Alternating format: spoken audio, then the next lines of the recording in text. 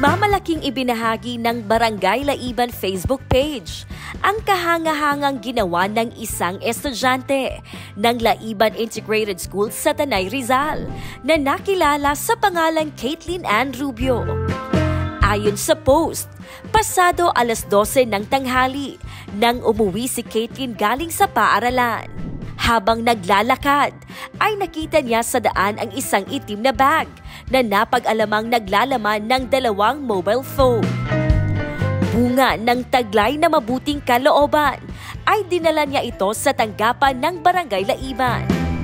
Nakipag-ugnayan naman ang mga kawani ng lokal na pamahalaan sa 2 may-ari ng bag at mga smartphone na sina Kimberly Martinez at Irish May Bacchus, at ito ay maayos na naibalik. Umani ng paghanga mula sa mga netizen ang pagiging ehemplo sa kapwa kabataan ng dalaga. At maging ang Good Morning Kuya ay sumasaludo kay Caitlin Ann Rubio dahil ang kanyang ginawa ay dapat natularan at talagang masasabi nating something good.